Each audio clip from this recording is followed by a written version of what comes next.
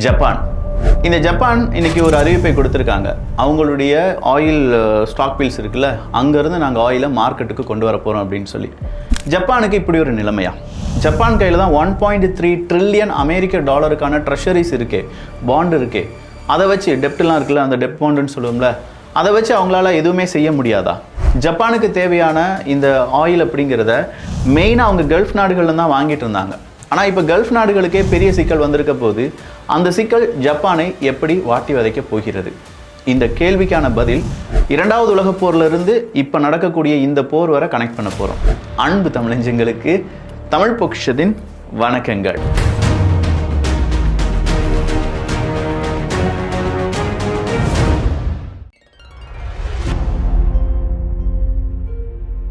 ஜப்பானுடைய சில அறிவிப்புகளை நாம் ஃபஸ்ட்டு பார்த்துடலாம். ஈரான் சொல்கிறாங்க, ஒருவேளை எங்களுடைய எனர்ஜி செக்டார்லாம் நீங்கள் ரொம்ப பெரிய அளவில் தாக்குதல் நடத்துனீங்கன்னா கடல் முழுவதுமாகவே நாங்கள் கன்னி வெடிகளை மிதக்க விட்டுருவோம் அப்படின்னு சொல்கிறாங்க. கடல் முழுவதுமாக கன்னி வெடிகள் மிதக்கப்பட வைத்தால் என்ன நடக்கும் அப்படின்னா, என்டையர் கடல் வாணிபம் அப்படிங்கிறதும் வணிகம் அப்படிங்கிறதும் டோட்டலாக கடல் நேவிகேஷன் அப்படிங்கிறதும் பாதிக்கப்படும். இதே மாதிரியான ஒரு நிகழ்வு நடந்திருக்கான்னு கேட்டால் எஸ், நடந்திருக்கு. ஆனால் நம்ம சின்ன பிள்ளையாக இருந்திருப்போம். ஈராக்கு யுத்தம் நடந்துச்சு பார்த்தீங்களா? இந்த நேரத்தில் ஈராக்கை சார்ந்தவங்க என்ன செய்கிறாங்க அப்படின்னா, கடல் முழுவதுமாக அமெரிக்காவினுடைய நட்பு நாடுகளுடைய கப்பல் வருது அப்படின்னு சொல்லி கடலுக்குள்ளே இந்த மாதிரி கன்னிவெடிகளை தூக்கி போட்டாங்களாம். ஸோ இந்த கன்னிவெடிகளை எடுப்பதற்கு எந்த நாடு முயற்சி செய்து அதில் சக்ஸஸ் அடைந்தார்கள் அப்படின்னு கேட்டால் அதில் ஒரு நாடு, ரொம்ப முக்கியமான நாடு, அது ஜப்பான் தான். அவங்கக்கிட்ட இந்த மைண்ட் ஸ்வீப்பர்ஸ் அப்படிங்கிறத நாங்கள் ஸ்ட்ரைட் ஆஃப் ஹார்மஸில் நிலைநிறுத்தி, ஒருவேளை ஈரான் மைண்ட்ஸை போட்டாங்கன்னா அதை ஸ்வீப் பண்ணி தொடச்சி பெருக்கி எடுத்துடுறோம், அப்படி எடுப்பதற்கான முயற்சிகளில் ஜப்பான் ஈடுபடும் அப்படிங்கிற ஒஃபிஷியல் ஸ்டேட்மெண்ட்டை கொடுத்துருக்கக்கூடிய நாடு ஜப்பான் தான். அதே ஜப்பான் அமெரிக்காவிடம் நாங்கள் ஆயில் எங்களுக்கு தேவைப்படுது அப்படின்னு சொல்லி இன்னும் கேட்கல, பட் ஈஸியாக கேட்கறதுக்கான வாய்ப்புகளை அமெரிக்கா ஏற்படுத்தி வருகிறது அப்படிங்கிற ஒரு செய்தியும் நம்மால் பார்க்க முடிகிறது. இப்போ நடக்கக்கூடிய யுத்தத்தில் அமெரிக்கா பெரிய லாபம் அடைந்து கொண்டிருக்கிறார்கள். அவங்க கொடுக்கக்கூடிய ஒவ்வொரு பிரச்சனையும், அவங்க கொடுக்கக்கூடிய, இப்போ ட்ரம்ப் அவர்கள் பேசுனதுனால மார்க்கெட் ரியாக்ட் ஆகுது, மார்க்கெட் உயருது, கீழே போகுது, தங்கத்தினுடைய விலை ஏறுது இறங்குது, இது எல்லாமே நம்ம பார்த்தோம். ஸோ ஏதோ ஒரு லாபம் அமெரிக்காவுக்கு கிடைச்சிட்டே இருக்குது. அப்படின்னா அமெரிக்காவுக்கு அடுத்த கொழுத்த லாபம் ஒன்று இருக்கும்ல, அதுதான் அவங்கள்ட்ட இருக்கக்கூடிய ஆயில். அமெரிக்காவினுடைய ஆயில் போகிறதற்கு எந்த தடையும் கிடையாது. அமெரிக்காவினுடைய கச்சா எண்ணெய் அமெரிக்காவிலிருந்து பிற நாடுகளுக்கு போகிறதுக்கு எந்த தடையும் கிடையாது. இப்போதைக்கு பிரச்சனை என்னென்னா, ஸ்ட்ரைட் ஆஃப் ஹார்மஸை மட்டும் நீங்கள் எட்டி பார்த்தா போதும். ஸ்ட்ரைட் ஆஃப் ஹார்மஸ் வழியாக கல்ஃப் நாடுகளுடைய ஆயில் வெளியில் வர முடியாமல் அங்கே தடுத்து வைக்கப்பட்டிருக்கிறது. இன்றைக்கி 2 கப்பல், இந்தியாவினுடைய 2 கப்பல் வெளிவந்தது அப்படிங்கிறது, ஸ்ட்ரைட் ஆஃப் ஹார்மஸை கடந்தது அப்படிங்கிறத போன பதிவில் நீங்கள் பார்த்துருப்பீங்க. அதை தாண்டி கிட்டத்தட்ட 7000க்கும் அதிகமான கப்பல்கள், பொதுவாக அவங்க என்ன சொல்கிறாங்கன்னா 2500 கப்பல் இருக்கும். ஆனால் அந்த கப்பலுக்கான சப்போர்ட் கப்பல், அதை தாண்டி மறுபடியும் குட்டி ரக கப்பல் அப்படின்னு சொல்லி 7000 கப்பல்ஸ் இருக்கும் அப்படின்னு சொல்கிறாங்க. இந்த 7000 கப்பல் ஒவ்வொரு வழியாக போகணும், அதுக்கான எல்லா டிராஃபிக் அப்படிங்கிறது எல்லாமே இப்போ ஹோல்டாகி நிற்கிது. அப்போ ஸ்ட்ரைட் ஆஃப் ஹார்மஸ் திறக்கப்படாமல் வெஸ்ட் ஏஷியா நாடுகள்லேருந்து வரக்கூடிய, இல்லாட்டி மிடில் ஈஸ்ட் நாடுகள்லேருந்து வரக்கூடிய இந்த கப்பல் எதுவுமே ஜப்பான் மாதிரியான நாடுகளுக்கு கிடைக்க வாய்ப்பே இல்லை. ஜப்பான் 95% அவங்களுடைய எனர்ஜியை இந்த மாதிரியான மிடில் ஈஸ்ட் நாடுகளை நம்பி மட்டுமே இருந்தாங்க. இப்போ நம்ம நேராக வேர்ல்டு வார் 2க்கு போகிறோங்க. வேர்ல்டு வார் 2 எல்லாரும் சண்டை போட்டுட்டாங்க. பேர்ல் ஹார்பர் அட்டாக் நடத்திட்டாங்க ஜப்பான். எனவே நாங்கள் வேர்ல்டு வார் 2க்குள்ள போகிறோம் அப்படின்னு சொல்லி தான் அமெரிக்கா இந்த 2வது உலக யுத்தத்தில் குதிச்சாங்க. ஆனால் அதே பேர்ல் ஹார்பரை இப்போ ஈரானுக்கு எதிராக அட்டாக் நடத்துவதற்காக அமெரிக்கா பயன்படுத்துகிறது அப்படிங்கிற தகவல் ஜப்பானியர்களுக்கு நெஞ்சில் ஒரு வலியை ஏற்படுத்துது. இதை சொல்லிதானையா எங்களுடைய 2 நகரங்களை அழித்து ஒழித்தாய், இப்போ அதே இடத்த வச்சு நீ இன்னொரு நாட்டையும் அழிக்கப் போகிறாய் அப்படின்னு சொல்கிற அவங்களால கேட்கவே முடியல. இப்போ ஜப்பானியர்கள் கோழைகளாக மாறிவிட்டார்கள். அமெரிக்கா இல்லைனா ஜப்பானை பாதுகாப்பதற்கான இராணுவம் ஜப்பான்ட்டு இல்லை அப்படின்னு சொன்னால் அவங்களால நம்ப முடியுதா? அமெரிக்காவை பாதுகாப்பதற்கு ஜப்பான் இராணுவம் தான் இப்போ பெருசாக இருக்குது. அதனால தான் ஜப்பான் அங்கே ஒரு ஏர்பேஸை வச்சுருக்காங்க. அந்த ஏர்பேஸ் மட்டும் இல்லைன்னா, அமெரிக்காவினுடைய ஏர்பேஸ் ஜப்பானுக்குள்ளே இருக்குது, அது மட்டும் இல்லைன்னா ஜப்பானை ஈஸியாக அடிச்சிடலாம் அப்படின்னு சொல்லி ஜப்பான் நம்புகிறாங்க. அதனால தான் ஜப்பான் பொறுத்து போகிறாங்க. அமெரிக்கா என்ன சொன்னாலும் அதை கேட்கறதுக்கு பொறுமையாக போகிறாங்க. இப்படி பொறுமையாக போகிறதுக்கு காரணம் 3 த்ரெட் அப்படின்னு சொல்கிறாங்க. ஒன்று ஜப்பானுக்கு எதிராக இருக்கக்கூடிய வடகொரியா, இன்னொன்று ஜப்பானுக்கு நேர் எதிராக இருக்கக்கூடிய சைனா, இன்னொன்று ஜப்பானுக்கு எதிரியாக வரலாம் அப்படின்னு சொல்லக்கூடிய ரஷ்யா. இந்த 3 நாடுகள் இவங்களுடைய பிரச்சனை காரணமாக தான் ஜப்பான் அமெரிக்கா கூட அலைன்ஸ் வச்சுருக்காங்க அப்படிங்கிறது தான் இப்போ ஜப்பான் சொல்லக்கூடிய செய்தி. ஸோ செகண்ட் வேர்ல்டு வார் வந்துருச்சு, அவங்க யுத்தம்லாம் முடிஞ்சிருச்சு. இந்த யுத்தம் முடிந்த பிறகு 3 நாடுகள் பெரிய நாடுகளாக இருந்தார்கள். யாராவது கெஸ் பண்ணுவீங்களா அந்த 3 நாடுகள் யார் அப்படின்னு சொல்லி? கண்டிப்பாக யூகே, ஃப்ரான்ஸ் அப்படிங்கிற நாடுலாம் கிடையாது. 3 நாடுகள் அப்படின்னு சொல்லும்போது ஜெர்மனியினுடைய ஒரு பகுதி, இப்போ இரண்டும் சேர்ந்து ஜெர்மனியாக மாறிடுச்சு. அதாவது அந்த ஜெர்மனி காணாமல் போன தேசங்கள் அப்படிங்கிற ஒரு பிளேலிஸ்ட் இருக்கும் நம்மகிட்ட. அதில் எப்படி இந்த வெஸ்ட் அண்ட் ஈஸ்ட் ஜெர்மனி ஒன்றாக மாறியது, அதில் மிக முக்கியமான ஒரு சுவர் பெர்லின் சுவர் அப்படிங்கிறது எப்படி உடைக்கப்பட்டது அப்படிங்கிறதெல்லாம் நம்ம தெளிவாக அதில் பேசியிருப்பேன். ஸோ இந்த ஜெர்மனி ரொம்ப பெரிய அளவில் இண்டஸ்ட்ரியலிஸ்ட்டாக இருக்காங்க. அடுத்த இண்டஸ்ட்ரியலில் பெருசாக இருக்கிறது யார் அப்படின்னு பார்த்தீங்கன்னா அமெரிக்கா. மூணாவதாக இண்டஸ்ட்ரியல் லெவலில் ரொம்ப பெருசாக இருக்கக்கூடிய நாடு எது அப்படின்னு பார்த்தீங்கன்னா ஜப்பான் தான். பெரிய நாடுங்க. அவங்கக்கிட்ட இருக்கக்கூடிய டெக்னாலஜி, அவங்கக்கிட்ட இருக்கக்கூடிய மனித உழைப்பு அந்த நேரத்தில் வேறு எந்த நாட்டிடமும் இல்லை. யார்கிட்ட வேணாலும் கேட்டு பாருங்கள். அதனால தான் இந்த செகண்ட் வேர்ல்டு வார்க்கெலாம் பிறகு ஜப்பான் டெக்னாலஜி அப்படின்னு சொல்லி நிறைய பேர் கேட்பாங்க. ஸோ ஜப்பான்கிட்ட இண்டஸ்ட்ரி இருக்குது. ஆனால் இந்த இண்டஸ்ட்ரிக்கு தேவையான ஒரு முக்கியமான ஃபியூல் அப்படிங்கிறது க்ரூட் ஆயில். அந்த க்ரூட் ஆயில் இல்லை. இதெல்லாம் நடப்பது 1970s இந்த காலகட்டத்தில், அதாவது செகண்ட் வேர்ல்டு வார்லாம் முடிந்த பிறகு உள்ள காலகட்டத்தை நான் சொல்லிட்டு இருக்கேன். 1970-71 என்ற காலகட்டத்தில் அமெரிக்கா சவுதி அரேபியா கூட ஒரு ஒப்பந்தம் போடுறாங்க. உனக்கு ஆயில் இருக்குது, என்கிட்ட பணம் இருக்குது, படைபலம் இருக்குது, உன் ஆயிலை டாலர் வச்சு நீ விற்பனை செய், உனக்கான சேஃப்டியை நான் பார்த்துக்கிறேன். இதுதான் அமெரிக்காவும் சவுதி அரேபியாவும் போட்ட டீல்.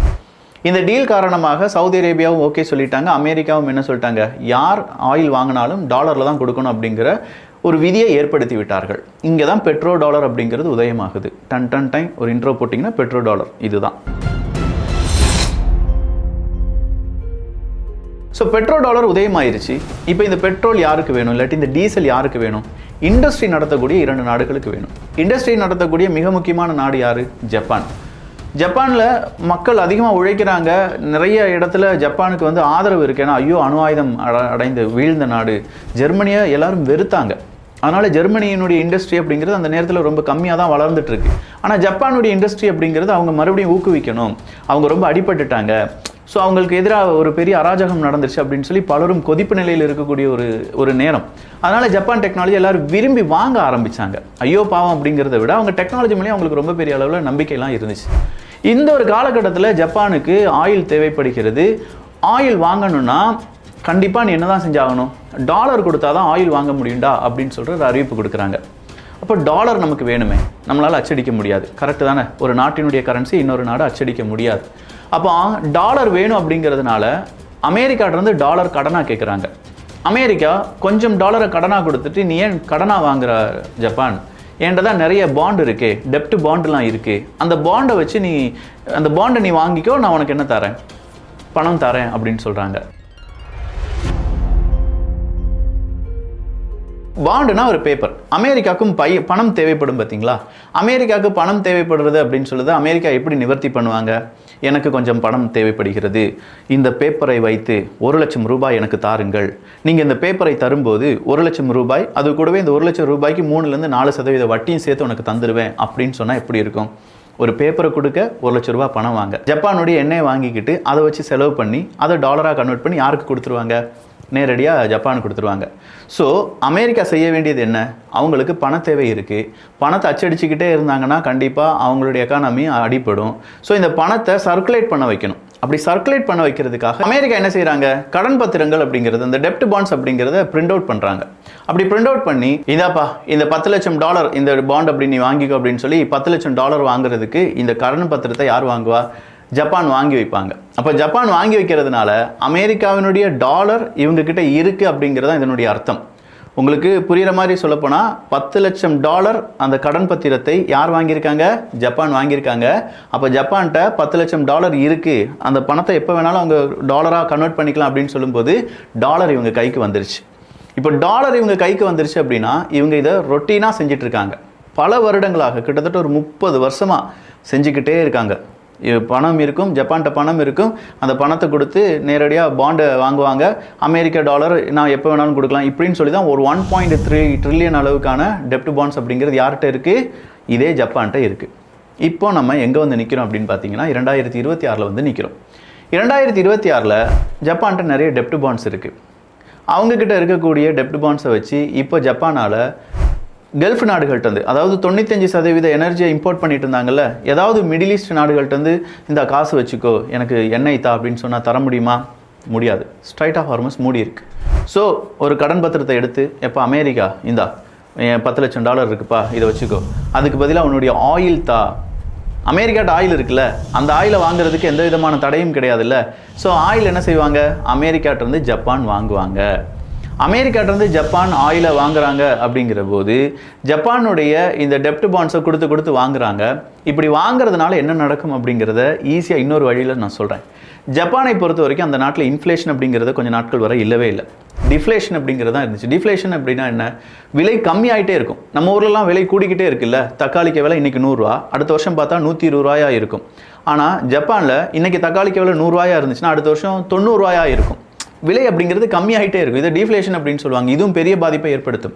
ரொம்ப வருடங்களுக்கு இது பெரிய பாதிப்பை ஏற்படுத்தலை. இந்த டீஃப்ளேஷன் இருந்ததுனால ஜப்பான் பேங்க்லேருந்து நீங்கள் கோடிக்கணக்கான ரூபாயை கடன் வாங்கலாம். எவ்வளோ வேணாலும் வாங்கலாம். 0% இன்ட்ரெஸ்ட். கொஞ்சம் யோசிச்சு பாருங்கள். உனக்கு 10 லட்ச ரூபாய் தரேன், நீ இன்ட்ரெஸ்ட்டே கட்ட வேண்டாம், எப்போ வேணாலும் திரும்ப அந்த 10 லட்ச ரூபாய் மட்டும் கட்டினா போதும் அப்படின்னு சொல்லி உங்களுக்கு யாராவது கடன் கொடுக்குறதா இருந்தால் வாங்காமல் இருப்பீங்களா? 10 லட்ச ரூபாயா? 10 லட்ச ரூபாய் வாங்கி ஒரு பிஸ்னஸ் பண்ணி அதில் கிடைக்கக்கூடிய லாபத்தை வச்சு நான் 10 லட்ச ரூபாய் அடைச்சிடுவேனே. எல்லாரும் கடன் வாங்குறதுக்கு ஏன் தயங்கிக்கிட்டு இருக்கோம்? இன்ட்ரெஸ்ட் கட்ட வேண்டியிருக்கும். நீ இன்ட்ரெஸ்ட்டே இல்லாமல் ஒருத்தன் உனக்கு கடன் தரானா வாங்காமல் இருப்போமா? இதை பெருநிறுவனங்கள் எல்லாரும் ஜப்பான் நாட்டில் வாங்கினாங்க. ஜப்பான் அவங்களுடைய அரசாங்கத்திடம் இருந்து 10 லட்சம் 20 லட்சம் வாங்கி இதை என்ன செய்வாங்கன்னா நேரடியாக அமெரிக்காவினுடைய பாண்டை வாங்கி வைப்பாங்க. இவனுக்கு 0% இன்ட்ரெஸ்ட் கொடுத்தா போதும். பாண்டை வாங்குறதுனால அமெரிக்கா நமக்கு எவ்வளோ இன்ட்ரெஸ்ட் கொடுப்பான்? 3 to 4% இன்ட்ரெஸ்ட் கொடுப்பான். அந்த பாண்ட் பேப்பர் நம்ம கையில் இருக்கிறதுனால இந்த 3 to 4% அவன் எதுவுமே செய்யாமல் உழைக்காமல் அவனுக்கு கிடைக்கக்கூடிய லாபம். இப்படி பெருமுதலைகள் என்ன செஞ்சு வச்சாங்க ஜப்பானில்? இந்த மாதிரி ஜப்பான்லேருந்து காசை வாங்கி அந்த காசை அமெரிக்காட்ட கொடுத்து அமெரிக்காட்ட வந்து பாண்ட் பேப்பர் வாங்கி வச்சுட்டாங்க. இப்போது ஒரு சிக்கல் உருவானது. என்ன சிக்கல்? இப்போ ஜப்பானுக்கு நிறைய டாலர் அப்படிங்கிறது தேவைப்படுது. அதே நேரத்தில் மிடில் ஈஸ்ட்லேருந்து எடுக்க முடியலை. இன்ஃப்ளேஷன் அப்படிங்கிறது அதிகமாகுது. ஜப்பானில் இன்ஃப்ளேஷன் அப்படிங்கிற ஒரு வார்த்தையே புதுசு அவங்களுக்கு. இன்ஃப்ளேஷன் அதிகமாகிறதுனால இவ்வளோ நாள் இந்த 0% வட்டி அப்படின்னு சொல்லிட்டு இருந்தாங்கல்ல, இல்லை ஒரு 3% வட்டிக்கு தான் இனிமேல் நான் ஜப்பான்லேருந்து கடன் நீ வாங்க முடியும் அப்படின்னு சொல்கிறாங்க. ஸோ ஜப்பான் 3% வட்டியை உயர்த்துகிறது அப்படின்னா ஜப்பானில் இன்வெஸ்ட் பண்ணாலும் அந்த 3% வட்டி யாருக்கு கிடைக்கும்? அந்த ஜப்பான் நாட்டு மக்களுக்கு கிடைக்கும். ஜப்பான்லேருந்து யாராவது கடன் வாங்குறதா இருந்தாலும் ஜப்பான் அரசாங்கத்துக்கு நம்ம 3% வட்டி கொடுக்கணும். இதுதான வட்டி விகிதம் அப்படிங்கிறது. இப்போ அமெரிக்காவினுடைய பாண்டு நிறைய இருக்குல்ல, இதை விற்க ஆரம்பிக்கும் போது இங்கே பாண்டுக்கான தேவை குறைய ஆரம்பிக்கும். அமெரிக்காவில் பாண்டை வந்து ஜப்பான் விற்கிறாங்கன்னு சொல்லும்போது அந்த பாண்டுக்கான தேவை குறையுதில்ல. தேவை குறையும் போது என்ன ஆகும்? பாண்ட் ஈல்டு அப்படிங்கிறது கம்மியாகும். அதாவது ஜப்பான்லேருந்து 0% பணம் வாங்கி 4% லாபம் பார்த்துட்டு இருந்தாங்கல்ல, இந்த 4% என்னால் தர முடியாது, என்னால் இப்போ 2% தான் அவனுக்கு லாபம் தர முடியும் அப்படின்னு சொல்லி அமெரிக்கா அறிவிப்பாங்க. ஏன்னா இப்போ பாண்டுக்கு தேவையே இல்லை, நிறைய ரூபாய் நம்ம அமெரிக்கா டாலராக கொடுக்க வேண்டியதாக இருக்குது. அப்படி இருக்கும்போது நான் டாலர் வாங்கி அதுக்கான காசை கொடுக்கறதுக்கு பதிலாக வட்டியை குறைச்சிட்றேன் அப்படின்னு சொல்லி 2% அதுக்கான ஈல்டை குறைச்சிட்டாங்கன்னா எகெயின் ஜப்பானில் ஒரு பேனிக் மோடு உருவாகும். ஏன்னா நிறைய பேர் பாண்டை வாங்கி வச்சுருக்காங்களே, 4% வட்டி கிடைக்கும் தானே பாண்டு வாங்கி வச்சுருக்காங்க. ஜப்பான் இன்ஃப்ளேஷன் கூடிருச்சுல்ல, 3% வட்டின்னு சொல்லிட்டான்ல. இப்போ அமெரிக்காவும் அவனுடைய பாண்டு தேவையை குறைந்ததுனால 2% வட்டி தான் தரேன்னு சொல்கிறான். 2% நல்லதா 3% நல்லதா? அப்போ பாண்டெல்லாம் விற்றுட்டு அந்த காசை அப்படியே ஜப்பானில் கொண்டு போட்டுட்டோம்னா எக்ஸ்ட்ரா 1% நமக்கு வட்டியும் கிடைக்கும். அது இல்லாமல் நம்ம நாட்டுக்கு நம்ம ஏதாவது செஞ்ச மாதிரி இருக்கும் அப்படின்னு சொல்லி இது ஒரு லூப்பை உருவாக்கும் அப்படின்னு சொல்கிறாங்க. ஜப்பானுடைய இந்த டாலருக்கு தேவை ஏற்பட அமெரிக்காவினுடைய பாண்டு வீக்காகும். அமெரிக்காவினுடைய பாண்டு வீக்காக பாண்டு செல்லிங் அப்படிங்கிறது அதிகமாகிட்டே இருக்கும். பாண்டு செல்லிங் அதிகமாக மறுபடியும் அமெரிக்காவினுடைய எக்கானமி டவுனுக்கு போகிறதுக்கான வாய்ப்புகள் இருக்குது. இது ஒரு லூப்பு மாதிரி அப்படியே கன்னிவெடி மாதிரி சுற்றி அடித்து எகெயின் டாலருக்கு பெரிய ஆப்பு நெருங்கி கொண்டு இருக்குது அப்படின்னு சொல்கிறாங்க. இது எப்படி அமெரிக்காவால் கட்டுப்படுத்த முடியும் அப்படின்னா, உடனடியாக ஜப்பானுக்கு வேண்டிய அந்த ஆயில் அப்படிங்கிறத பிற நாடுகளிடமிருந்து அமெரிக்கா இங்கே ஜப்பானுக்கு ரெடி பண்ணி கொடுக்கணும். இல்லையே விக்கி, ஆயில் விற்றாங்கன்னா அமெரிக்காவுக்கு லாபம் கிடைக்குமே, பேசாமல் அந்த ஆயிலே அவங்க விற்றுற வேண்டியதானே அப்படின்னு கேட்டால், ஆயிலுக்கு பணம் ஜப்பான் பணமாக கொடுக்கல. ஜப்பான் ஆல்ரெடி அமெரிக்காவினுடைய கடன் பத்திரங்கள் வாங்கி வச்சுருந்தாங்களே, அந்த கடன் பத்திரத்தை தான் திருப்பி கொடுக்குறாங்க. ஸோ அமெரிக்காவுக்கு இப்போ தேவை காசு, அவனுடைய கடன் பத்திரம் கிடையாது. இந்த இடத்துல தான் சிக்கல் இருக்குது. இது ஒரு பெரும் சிக்கல் தான். இந்த சிக்கல்ல இருந்து ஜப்பான் அமெரிக்கா என்ன செய்ய போகிறாங்க, உலக நாடுகள் இந்த சிக்கலை எப்படி பார்க்கிறார்கள் அப்படிங்கிறதுலாம் இன்னொரு பதிவில் பார்க்கலாம். கொஞ்சம் காம்ப்ளிகேட்டட் தான் புரிந்து கொள்வதற்கு, பட் புரிஞ்சிச்சுன்னு வச்சுக்கோங்களேன், இப்படி ஒரு சம்பவம் இருக்கா அப்படின்னு சொல்லி உங்கள் மைண்டுக்கு தோணும். நல்லதை பகிர்ந்து ஹார்ட் ஒர்க் பண்ணியிருக்கேன், அதனால் பாராட்டும் விதமாக கொஞ்சம் கருத்துக்கெல்லாம் சொன்னால் ரொம்பவே நல்லா இருக்கும். நல்லதை பகிர்ந்து நல்ல சமுதாயத்தை உருவாக்குவோம். நன்றி, வணக்கம்.